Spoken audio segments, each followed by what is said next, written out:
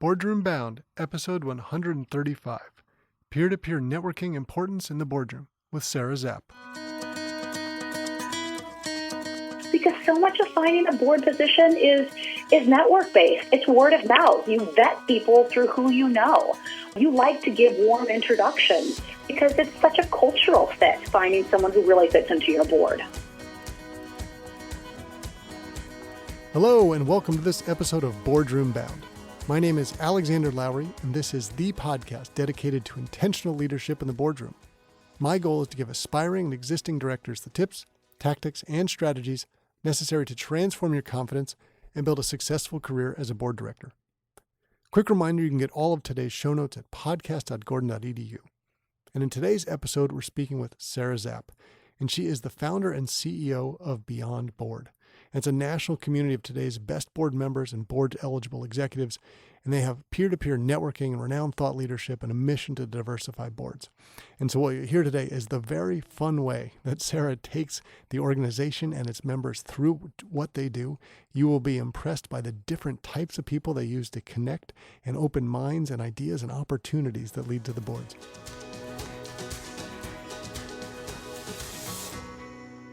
Before we jump into today's show, I'd like to share a message from our sponsor about director certification. Want to join your first board, or are you looking for additional board seat opportunities? In either scenario, be sure to be disciplined in your approach. Now, through the Becoming an Exceptional Board Director Candidate Coaching and Certification course, you get both modern board director candidate packaging and modern board operations knowledge integrated within one program. Remember, the key to landing additional or your first board seat is in your packaging. Make the effort to do it right. Program graduates also receive their globally recognized International Board Director Competency Designation upon course completion. It's designed for individuals and groups. You can learn more at bit.ly/IBDC-D. That's bit.ly, bit.ly/IBCDC-D. And now let's jump into the show.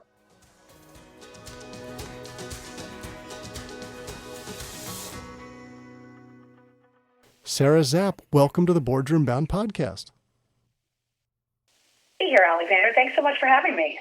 Well, you and I were joking beforehand that this will be a fun episode today. It won't be stodgy because we're going to be true to you and your character and what you bring to the board space. And people will see this, the link that we'll have to your website. When you have your board headshot up there, it doesn't look like anybody's board headshot that you would normally see out there. It's you, and it's spunky, and it's fun. And I know that will come through in the episode today. And I'm excited to share that what your organization is doing and what that means and how you go about it, because it's really entertaining. But before we even get in there, I'm always too excited to jump right to the stuff. I would love to sort of give the background and experience to our audience of how you got to where you are today. And it's not the typical path we get to people talking about the boards, right? Be any more unconventional. You're spot on about that, for sure. My background originally came from TV. I was a local news anchor. I was a reporter. I was a national entertainment reporter, interviewing every big movie star from Brad Pitt and Angelina Jolie to Ben Affleck and Will Smith and Meryl Streep. I also interviewed every major political leader out there and top CEOs as I worked for Comcast.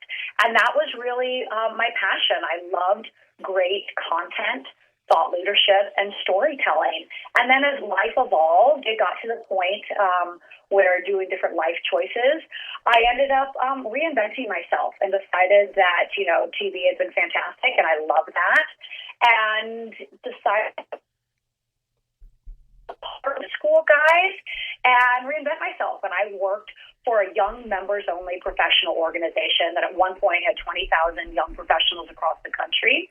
I built out a national thought leader program, investor relations program, and really started to understand how professional organizations worked and community.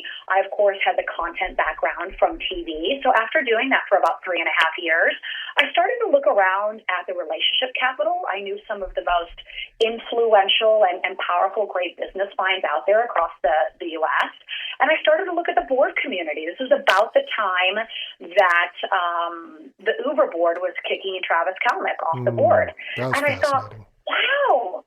I said, how do you get kicked out of your own company that way? Having sat on a board of advisors, but really taking a look at the power that boards had and the remember, trickle-down he effect that got they kicked had. out as CEO, but was still on the board for a while. Completely. He was still on the board. I mean, you even take a look at what's happened with WeWork. You've taken a look at people who have been kicked out and then had that opportunity to sit on the board. And I really started to look at, well, wow, I don't think people understand that in this country, it's the boards telling the CEOs and telling people what to do, even when it's their own brainchild and they're the face of it to the public. And then I started to wonder more about how that community worked, because so many of the people in the world that I knew held those board positions. And I sat down with the head of NACD for the Pacific Southwest out here, and we had breakfast. And David said to me, he's like, Sarah, 75% of companies and up to 90% of public companies find their board members for who they know. I said, yes, David. I said, the problem is who they know looks a lot like you. Mm-hmm. I said, happen to be older white men. I said, not a problem. Pale, male, I and happen stale. to know white. I said, and I happen to know white women. I understand that. We all know who we look like. That's just part of who we are. So a light bulb went off. I said, so what you're telling me is I need to create a new who you know. And that's what I understand. I understand community. I was like, okay, I need to create a new who you know of board members and board eligible executives that don't look like you. I need to bring men and women together and create a community around helping get more women and diversity on boards. But we need to do this in a rising tide fashion. This can't be just, men versus women. So I want a community of everyone who holds a board position or is a board eligible executive. And let's start to think about how we curate this. High quality people with an emphasis on diversity, people who don't have the experiences, background, skills that you have. And I think that diversity qualification is actually quite extended. And so that's how we started building it across the country. And then we started looking at the content that we bring people together around. We don't do board content. We're not here with heavy board governance or ins and outs of audit committee. There are a lot of organizations that do that well.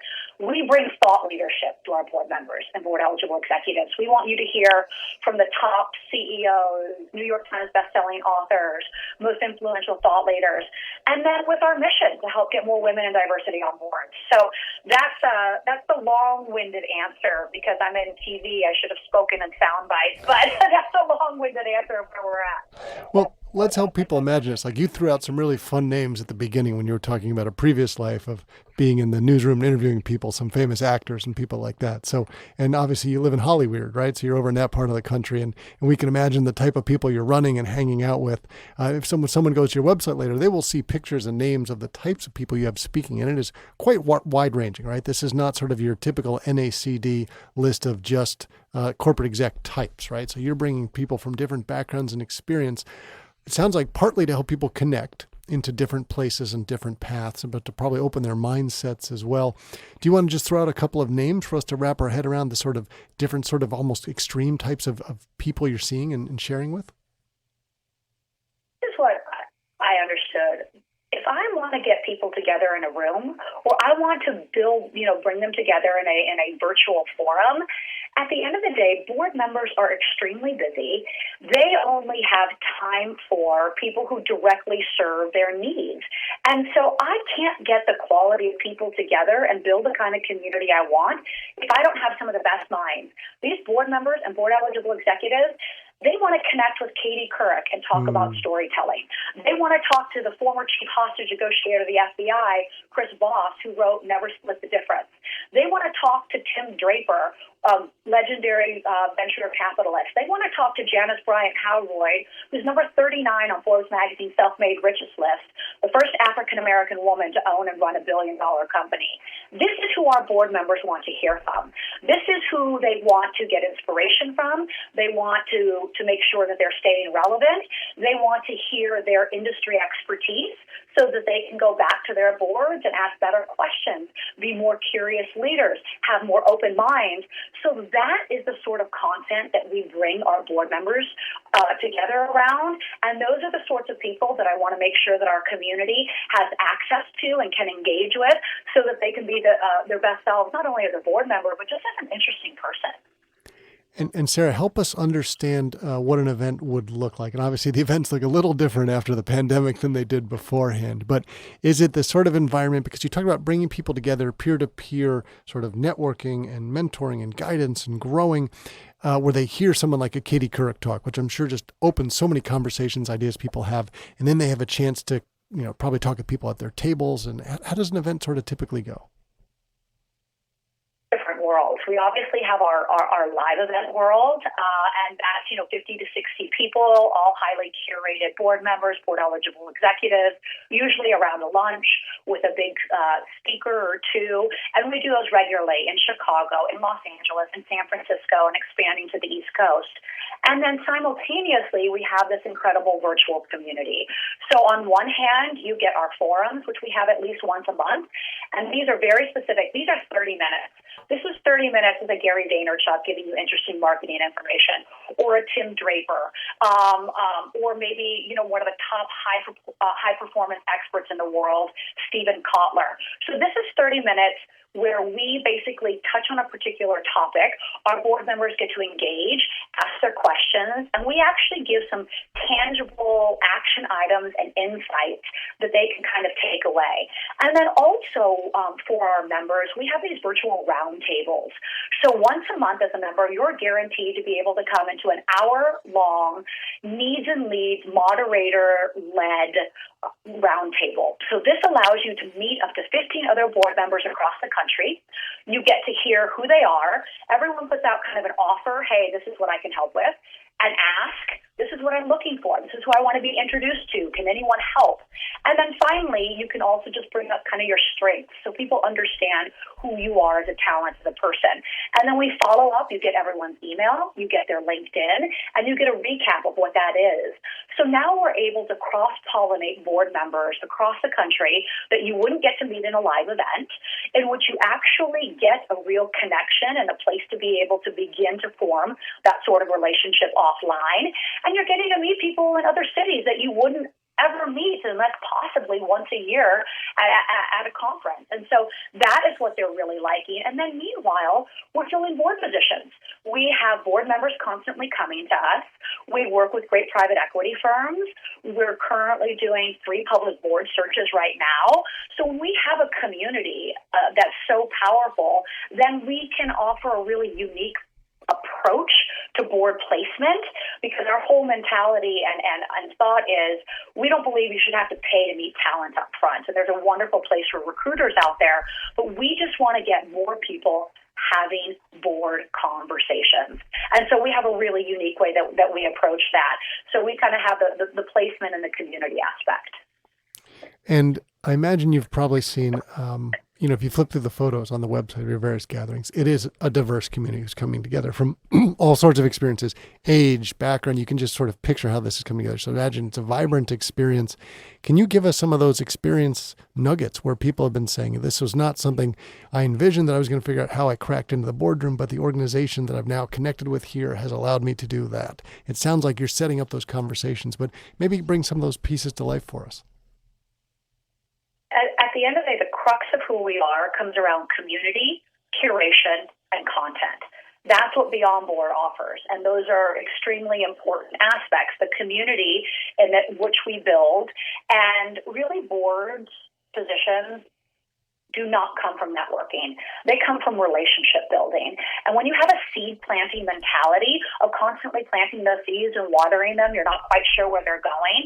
You don't necessarily have an expectation, but it's a real relationship building sort of approach. And that's where our community is based, really on that statistic from talking to David at NACD that up to 90% of companies find their board members for who they know. We want you to have a new who you know, and that's the community aspect of that. So when you walk into these sorts of rooms, or you come into our virtual forums, or you go into our virtual roundtable, you'll be a roundtable and you'll be meeting the global CIO of Adidas, who's in London, who is amazing, on there with the CEO of Chicago Community Trust, who sits on the board of Coca-Cola and Colgate-Palmolive, along with the co-owner of the Sacramento Kings, along with a great, up-and-coming CEO of a marketing company.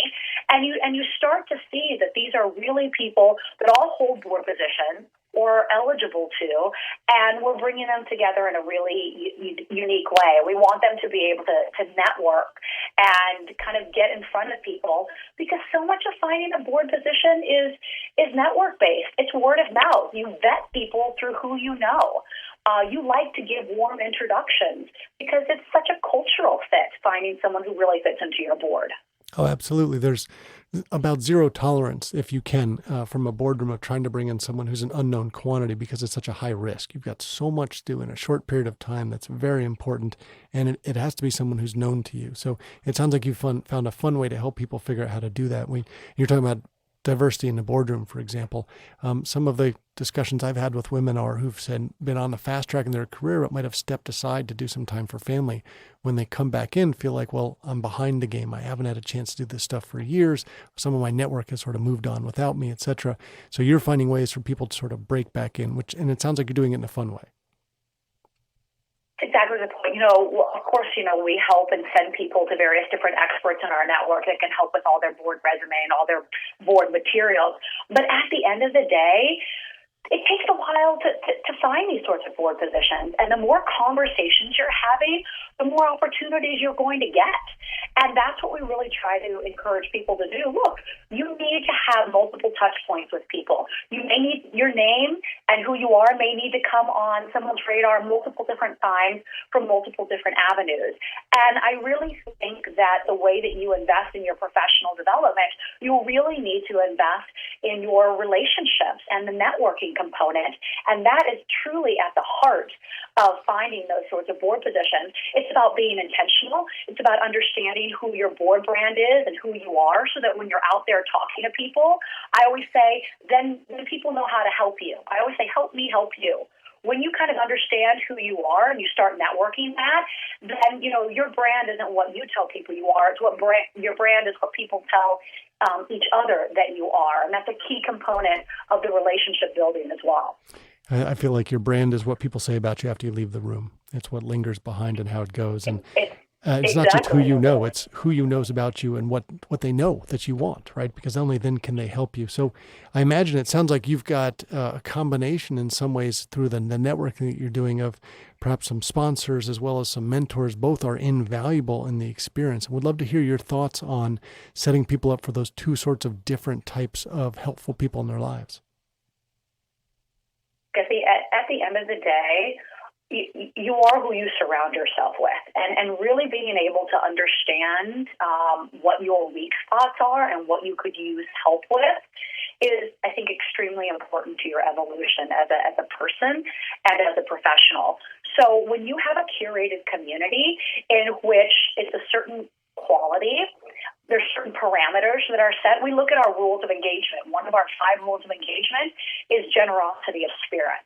We have this sort of mindset that if you're just here to take, there's the door. This is not for you.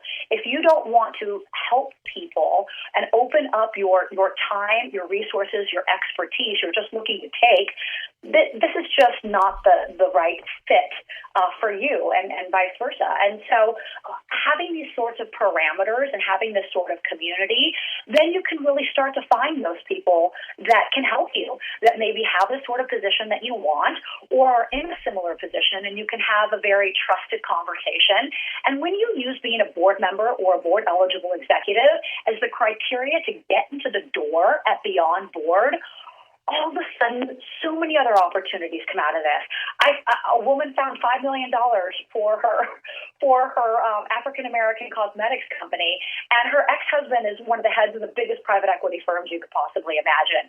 People have done partnerships between their companies. People have been featured in Forbes magazine and other national publications, all because of who they know in a very curated, intentional sort of community. And that's what we're really wanting to do, is have this place, this community that supplements, that complements your other board organizations, your internal board work, And that's what's really been helpful. I just published an article in the Harvard Business Review on the best practices for virtual board meetings alongside with Keith Ferrazzi. And that's been extremely helpful. We had some of the top board members across the country in our community contribute. The chairman of the board for Walgreens Boots, Shelley Archambault, sits on Verizon and Nordstrom, board members from eBay and REI. And it's wonderful that we can use these sorts of people on their great nuggets and be able to share them. And that HBR article is just one example. Well, Sarah, I imagine your business model adjusted to the pandemic and has switched, and I'm sure you're looking forward to the fun things you can do in the future when the world gets back to whatever the new normal is going to be. And I wonder if you have some thoughts that you could share with us when you think about maybe the beyond boards from today to what it'll be in the future, what it might look like. It sounds like things are growing by leaps and bounds. You really understand that community needs to be able to evolve to meet the current needs of the people in the community. And so being able to really have this virtual aspect that offers the two things. One, being able to connect with, ask questions with these top thought leaders. Every single person that we've had on, when we finish, you get a way to follow up with them directly, their assistant, like somehow you can actually connect. And being able to meet these other great virtual board members. So we've got this virtual layer that you can add in and connect. And then, of course, we have our live event. And then at the end of the day, by being in our ecosystem, you're being considered for more board positions. And people come to us because they tell us what kind of candidates they're looking for. And then we put together a list of top 10 people that we think look great. And we make those introductions. And we don't get paid unless they take someone. So all we're encouraging people to do is have more board conversations. And if they find someone they like, great. We take a success fee based on the revenue size of the company. But at least that way we can get more people conversations. There's no downside in coming to see who we think would be great for you to talk to. And we feel like we can just really be an advocate for everyone who is out there really trying to find different opportunities and working at it in a very organic way. Well, Sarah, I imagine getting to this point has been some hard work. And I wonder whether there are any lessons learned that you can share from the beginning about trying to get this diverse board community and board eligible community together, because I'm sure you've been trying to figure out, how do I bring people from over here who haven't been together before? Any sort of stories from how it started that illuminate the paths of diversity that you're bringing together? One lesson, Alexander, is that you don't start a relationship with someone when you need something. And I don't think people really understand that. The backbone of starting Beyond Board started with an incredible national group of advisors, one who heads up their own private equity firm, one who is the CEO and founder of one of the biggest hedge funds, one who is one of Forbes magazine's self-made richest women's list, one who is, a primary African-American athlete who is an LGBTQ spokesperson and is a fascinating powerhouse in her own industry. And so you don't begin relationships when you need something. This has been a layering process, and you always come to the table with an offer and not an ask. And I think when you start to look at who you are or you want to build something like this, this started because I had amazing relationships. And I said, what do you think, guys? And they said, yes. I'm in. Let's build this. Let's try it. I didn't know how this was going to go, Alexander. I didn't have any great vision. And now all of a sudden, we have this national community. We're doing multiple public board searches. We're connecting board members in a unique way that is fun, that is high touch. They're coming to me and saying, "Wait, you mean I'm gonna get to sit and talk to this person and this person, and this isn't stodgy?" I said, "No, that." The fifth one of our rules of engagement is joy. We want to have a sense of joy with everything that we do. It's really important to us. When we founded this community, we got to set the ground rules. Being professional, being diverse, having generosity of spirit, a sense of joy. Those are things that were really important to us. And building a community on that backbone is what seems to be resonating. Sure, we make mistakes. Sure, sometimes we need to pivot. Sure, we need to step up, and we're willing to do that. And we've got a great team behind us that helps. And furthermore, we're just inspired by our members every single day. And yes, I'm clearly biased, but it's a lot of fun, and they're amazing.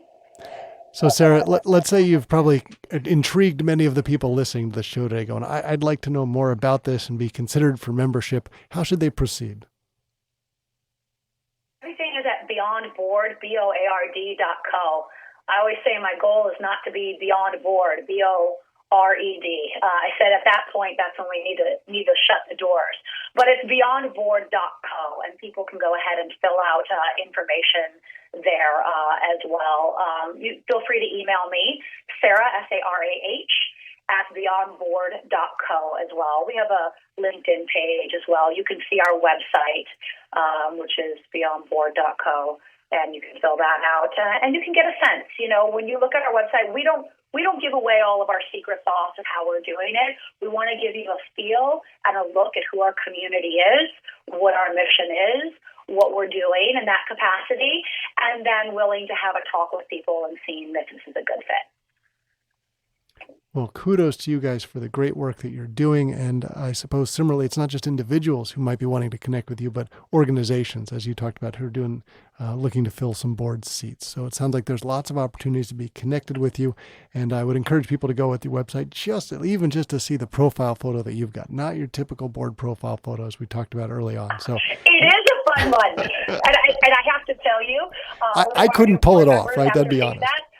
I tell you, after she saw that, she sent me an entire huge glass cylinder full with the special candy that you can see from my board photo with my name on it. And I thought, you know what? That's pretty great. So yes, I do have fun. As one of my advisors said, this is not some stodgy hedge fund organization. Do not look like it. And I said, okay. I said, we can maintain our professionalism and our discretion and serve the best companies and still do it with a sense of joy and fun. Well, kudos to you guys for, continuing to find the ways to do that during the way the world has changed because of the pandemic. And congratulations for the great work that you're doing. Great to see the success that you're growing. And for example, doing more company searches is I think a good indicator that organizations outside of your membership are recognizing the value that you're bringing. So thank you for the work that you're doing to add more diversity into the boardroom. And we had great fun having you on the show today. I think we can all feel the energy you would bring to the room, whether virtual or in person, that you would bring to an event.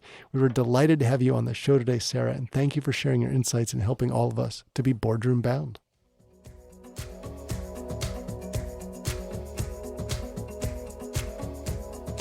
That's it for this episode of Boardroom Bound.